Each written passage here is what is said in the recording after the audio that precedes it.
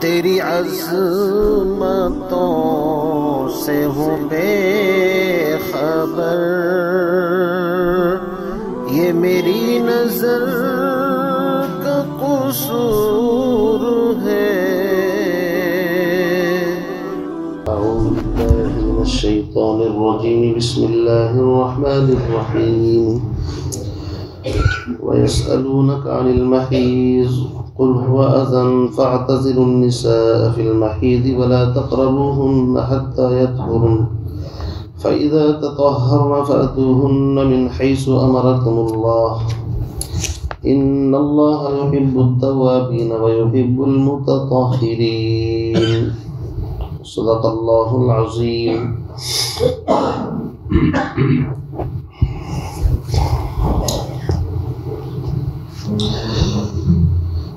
آیت کا شان نزول یہ ہے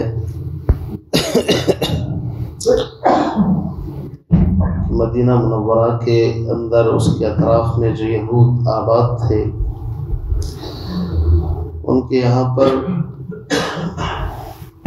یہ بات پائی جاتی تھی کہ حیض کے زمانے میں وہ عورتوں سے بالکل الگ ہو جاتے تھے، کھانا بھی الگ، پینا بھی الگ، بستر بھی الگ، یہاں تک کہ ان کو اتنا اچھوت سمجھا جاتا تھا کہ بالکل معاشرے سے الگ تھلگ ان کو کر دیا جاتا تھا۔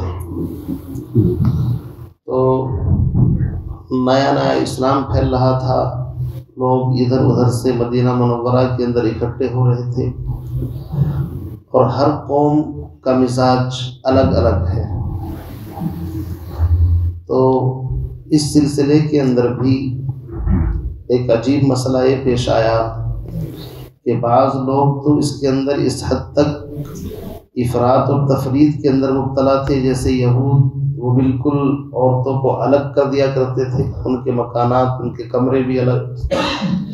دوسری طرف نصارہ کا حال یہ تھا، جو اپنے آپ کو حضرت عیسیٰ علیہ السلام کا پیروکار بھی بتلاتے ہیں، کہ وہ حالت حیض کے اندر بھی عورتوں سے استمتاع اور وطی اس سے باز نہیں آتے تھے۔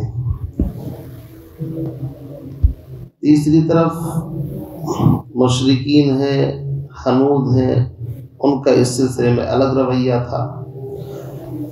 تو بہرحال جب اس طرح کی سچویشن پیدا ہوئی تو کچھ صحابہ، جن میں سے حضرت اسید بن حضیر اور عباد بن بشیر، اس طرح کے اور بھی نام آتے ہیں، پیغمبر علیہ السلام سے آ کر کے انہوں نے کہا، اللہ کے نبی، یہود اعتراض کر رہے ہیں، وہ یہ کہتے ہیں کہ ہم جو بھی کام کرتے ہیں محمد اور ان کے اصحاب ہمیشہ ہماری مخالفت کرتے ہیں، تو کیا ہم حالت حیض کے اندر یہود کی طرح عورتوں سے بالکل الگ ہو جائیں؟ مقصد یہ تھا کہ تاکہ ان کے ساتھ کچھ موافقت باقی رہے۔ تو نبی علیہ السلام کا چہرہ انور غصے سے سرخ ہو گیا، یہاں تک کہ دونوں صحابی ڈر گئے کہ اللہ کے نبی ناراض ہو گئے، اور یہ آپ علیہ السلام کی نظروں سے تھوڑا ہٹ گئے، چونکہ جب غصہ ہوتا ہے تو انسان کو تھوڑا ہٹ جانا چاہیے۔ تھوڑی دیر کے اندر نبی علیہ السلام کے پاس کہیں سے دودھ کا پیالہ ہدیے کے اندر آیا، تو یہ دونوں صحابی فرماتے ہیں کہ نبی علیہ السلام نے وہ دودھ کا پیالہ ہمارے پاس بھجوا دے کہ جاؤ ان دونوں کے پاس لے کر کے جاؤ۔ اور جب وہ دودھ کا پیالہ ہمارے پاس آیا تب ہم جا کر کے سمجھے کہ نبی ہم سے ناراض نہیں ہے۔ بہرحال قوموں کا مزاج الگ الگ ہے، الگ الگ ہوتا ہے۔ اسلام ایک پاکیزہ اور مقدس مذہب ہے۔ اسلام نے چھوٹی سے چھوٹی چیز اور بڑی سے بڑی چیز کے بارے میں انسانوں کو ہدایات دی ہے، یہاں تک کہ استنجا کرنے کا طریقہ بھی پیغمبر علیہ السلام نے بتایا ہے کہ استنجا کیسے کرنا ہے۔ پیغمبر علیہ السلام نے اپنی امت کو کسی کے رحم و کرم پر نہیں چھوڑا، اس لیے اتنا پاکیزہ اور معتدل طریقہ اس سلسلے میں بیان کیا گیا۔ حیا اور پاک دامنی بھی باقی رہی، اور جبین شکن پر کوئی کسی طرح کی لکیر بھی نہیں پڑنے دی، بالکل بہت مہذب انداز میں اس مسئلے کو قرآن پاک نے بیان کیا۔ اصل میں مسئلہ یہ ہے کہ ایک مسئلے سے دوسرا مسئلہ خود بخود پیدا ہوتا چلا جاتا ہے۔ دیکھیے، سب سے پہلے جب حج فرض ہوا، حج کا تذکرہ چل رہا تھا، اور جب حج فرض ہو گیا اور خانہ کعبہ تو مشرکین کے قبضے میں ہے، تو فرضیت کے بعد مسئلہ پیدا ہو گیا کہ کس طریقے سے اس کو حاصل کرنا ہے۔ تو جہاد کی ضرورت پیش آئے گی، دو ہاتھ کرنے پڑیں گے، اور جب جہاد کی ضرورت پیش آئے گی تو انفاق، اس میں کچھ خرچ بھی کرنا پڑے گا، اس کی ضرورت پیش آئے گی تو اس کے مسئلے بیان کرنے پڑے گے۔ اسی کے ساتھ ساتھ پھر ضرورت اس بات کی پیش آئی کہ عرب کے اندر بہت مرتبہ قحط پڑتا تھا، تو اس قحط سالی کے زمانے میں شراب کی مجالس اور جوے کی مجالس لگتی تھی، اور اس سے غریبوں کو نفع پہنچتا تھا۔ تو سوال پیدا ہوا کہ کیا شراب اور جوا، اس کی آمدنی سے غریبوں کو فائدہ پہنچایا جا سکتا ہے یا نہیں؟ تو شریعت نے اس کو منع کر دیا کہ دیکھو، ہر چیز کے اندر فائدہ ہے، لیکن قاعدے کو سامنے رکھنا پڑے گا، صرف فائدے پر گاڑی چلے گی نہیں۔ پھر اس کے ساتھ ساتھ مسئلہ یہ پیدا ہوا کہ جب انسان جہاد میں جاتا ہے تو عورتیں بیوہ ہوتی ہیں، بچے یتیم ہوتے ہیں، تو یتیموں کا مسئلہ پیدا ہو گیا کہ ان کے مال کے بارے میں کیا کریں، تو اس کا مسئلہ کلیئر کیا۔ پھر عورتوں کے بارے میں بات آئی کہ دیکھو، مشرک عورت سے نکاح نہیں کر سکتے کسی بھی شکل کے اندر۔ اب چونکہ نکاح، طلاق، عدت، وراثت یہ مسائل ہیں، تو ان کا مسئلہ نکاح کے اوپر ہے، اور ساتھ ساتھ عورت کی پاکی اور ناپاکی کے اوپر۔ اگر عدت گزارنی ہے تو پاکی ناپاکی اس کے اندر آتی ہے، حیض سے اس کی عدت ہوتی ہے، پاکی سے۔ تو ایک کے بعد ایک مسائل اس طرح آ رہے ہیں، گویا کہ جس طرح ایک تصویر ہوتی ہے، اس کے داغے، مطلب جو موتی ہوتے ہیں ایک کے ساتھ ایک وابستہ ہوتے ہیں، تو اس طرح آپس میں مسائل جڑے ہوئے ہیں، آخر تک چلیں گے۔ تو اللہ رب العزت نے اس آیت میں بہت ہی پاکیزہ اور معتدل طریقہ بتایا کہ دیکھو، حیض کی حالت کے اندر وَيَسْأَلُونَكَ عَنِ الْمَحِيضِ، اور اے محبوب، یہ لوگ آپ سے سوال کرتے ہیں حیض کی کیفیت کے بارے میں، حیض کی حالت کے بارے میں، کہ کیا حیض کی حالت میں وطی صحبت جائز ہے یا نہیں، یہ سوال کرتے ہیں۔ یہ بات میں نے پہلے آپ کو بتائی ہے کہ بعض جگہ پر وَيَسْأَلُونَكَ واو کے ساتھ سوال آیا ہے، اور 3 جگہ پر يَسْأَلُونَكَ بغیر واو کے آیا ہے۔ یہ صحابہ کی طرف سے سوالات ہیں۔ کیوں؟ اس لیے کہ افراط و تفریط ہے امت کے اندر، یہود کچھ کہتے ہیں، نصارہ کچھ کہتے ہیں، اور حنود کچھ کہتے ہیں، الگ الگ نظریہ ہے۔ اتنی بات طے ہے کہ ہر مذہب کے اندر اس کو گندگی تو سمجھا جاتا ہے، لیکن اس کے باوجود کوئی اس کے اندر کسی حد تک مبتلا ہے، کوئی اس کے اندر اور طریقے سے چل رہا ہے۔ تو ایک معتدل طریقہ کیا ہے اس کے بارے میں؟ فرمایا وَيَسْأَلُونَكَ عَنِ الْمَحِيضِ، نبی جی یہ لوگ آپ سے حیض کے بارے میں پوچھتے ہیں۔ حیض کے معنی آتے ہیں سیلان، بہنا، اسی لیے حوض کو حوض کہتے ہیں کہ اس میں پانی چاروں طرف سے آتا ہے، تو اسی سے حیض ہے۔ قل، اے نبی آپ فرما دیجئے، ہوا اذا، وہ ایک گندی اور ناپاک چیز ہے، اور دوسرا ترجمہ یہ ہے وہ ایک بیماری، یعنی ایک بیماری کی حالت ہے۔ حیض کا زمانہ گویا کہ ایک بیماری کا زمانہ ہے۔ اذا کے دونوں ترجمے ہیں۔ ناپاکی تو ظاہر ہے ہی کہ خون ناپاک ہوتا ہے، اور بیماری اس لیے فرمایا کہ بظاہر اگرچہ مجھے آپ کو بیماری نظر نہیں آ رہی، لیکن طبی اور حکمتی اعتبار سے اگر دیکھا جائے تو وہ ایام عورت کے لیے تکلیف اور بیماری کا وقت ہوتا ہے، اور بیمار رحم کے قابل ہوتا ہے کہ بیمار جس طرح اس کے مزاج میں چڑچڑاپن، یہ وہ چیزیں پیدا ہو جاتی ہیں۔ تو شریعت بھی عورت کی طرفداری کر رہی ہے کہ ان ایام میں عورت پر رحم کیا جائے۔ وہ بیمار ہے، اگر اس کی زبان سے کوئی کڑوی کسیدی بات نکل جائے اس کو بھی برداشت کرنا چاہیے۔ اور جن ماہرین نے اس کے اوپر ریسرچ کی ہے، آج تو جدید میڈیکل سائنس کا زمانہ ہے، اب سے پہلے جب نبضی حکیم ہوا کرتے تھے، ان کی تشخیص اتنی زبردست ہوتی تھی کہ وہ صرف پیشاب کو دیکھ کر کے بتا دیتے تھے کہ اس آدمی کے اندر جس میں کتنی بیماریاں موجود ہیں۔ نبض پکڑنے کے بعد ایک عالم تو ایک عجیب واقعہ سنا رہے تھے کہ ایک حکیم کے پاس گئے، اس نے جانے کے بعد نبض پکڑی اور کہا کہ تمہارے 4 بیٹے ہیں۔ انہوں نے کہا میرے تو 3 بیٹے ہیں، 4 تو نہیں۔ اس نے کہا کہ کیا تمہاری بیوی حاملہ نہیں ہے؟ اس نے کہا ہاں حاملہ تو ہے۔ انہوں نے کہا تو 4تھا بھی بیٹا پیدا ہوگا۔ آپ اندازہ لگائیے، وہ نبض پکڑ کر کے بتا رہا ہے، اور ایسا ہی ہوا۔ اور پھر انہوں نے ایک واقعہ اس سے بھی بڑھ کر کے سنایا کہ ایک آدمی، ایک بڑے میاں آئے اس حکیم کے پاس، اور ابھی وہ 2 فٹ کے فاصلے پر تھے، ہاتھ بھی نہیں دیکھا، صرف اس کا چہرہ دیکھ کر کے وہ حکیم صاحب کھڑے ہوئے، حکیم بھی بوڑھے تھے، اور اس بڑے میاں کو جا کر کے ایک تماچا لگا دیا۔ سب لوگ حیرت میں ہیں جو وہاں پر بیٹھے ہوئے تھے، بھئی کیا ہوا؟ ابھی تو کوئی بات چیت بھی نہیں ہوئی کہ کیا ناراضگی پیش آئی۔ اور جب سب لوگ وہاں سے چلے گئے تو خاص لوگوں نے پوچھا حکیم صاحب مسئلہ کیا ہے؟ تو وہ آدمی معافی مانگ رہا جی غلطی ہو گئی، آئندہ غلطی نہیں کروں گا۔ وہ مریض، تو حکیم صاحب نے بتایا کہ اس نے فلاں جانور کے ساتھ بدفعلی کی ہے، غالباً کسی کتیا وغیرہ کے ساتھ۔ آپ اندازہ لگائیے، جو ماہر امراض ہوتے ہیں وہ اتنے باصلاحیت ہوتے تھے، اب تو ایسے ہی حکیم ہیں، فرضی اللہ معاف فرمائے، ایسے مریض ہیں۔ لیکن واقعی یہ مقدس پیشہ تھا۔ حکیم اجمل اور فلاں صاحب جن کے نام گزرے ہیں، حکیم لقمان، ویسے ہی تھوڑی تھے، وہ گزرے ہیں تاریخ کے اندر ایسے لوگ بھی۔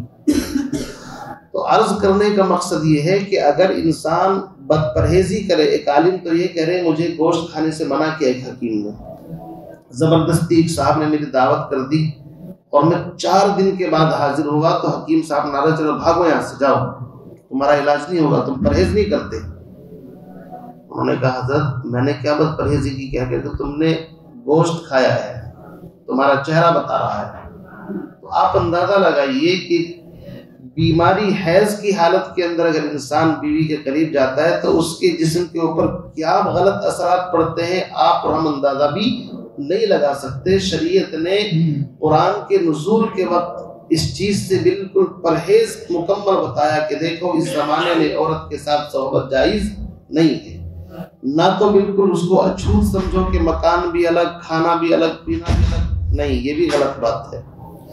اور نہ نصارہ کی طرح اس کے اندر ایسا کہ بالکل کوئی پرہیزی نہ کرو۔ دونوں کے درمیان راستہ یہ ہے کہ عورت جسمانی اعتبار سے پاک ہے، وہ پانی لا کر کے دے سکتی ہے، آپ اس کے ہاتھ کا پانی، کھانا، اس کے پاس لیٹ بھی سکتے ہیں، بات بھی کر سکتے ہیں، ان میں کوئی پرابلم نہیں ہے۔ اما عائشہ فرماتی ہیں کہ میں حیض کی حالت کے اندر تھی اور پیغمبر معتکف تھے مسجد نبوی کے اندر، اور آپ کا حجرہ بالکل ملا ہوا تھا مسجد سے۔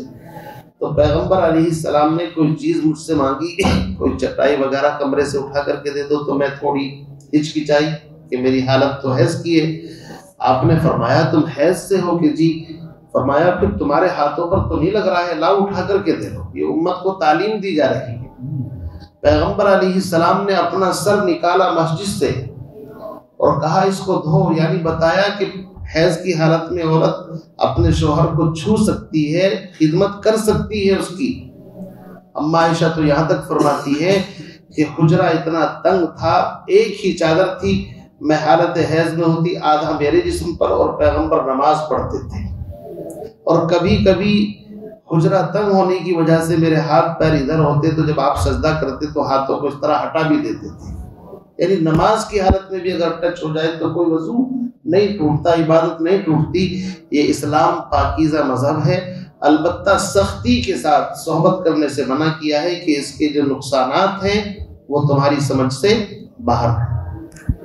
فرمایا قل ہوا اذی، اے نبی آپ فرما دیجئے یہ ایک ناپاک چیز بھی ہے اور ایک بیماری بھی ہے۔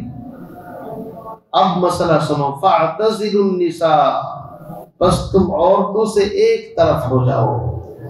اعتزال کے معنی آتے ہیں الگ ہو جانا، اسی سے بنا ہے معتزلہ، ایک فرقہ ہے، جماعت ہے، وہ اہل سنت والجماعت سے الگ چلتا ہے، اس لیے ان کا نام ہی معتزلہ ہے، ایک فرقہ ہے۔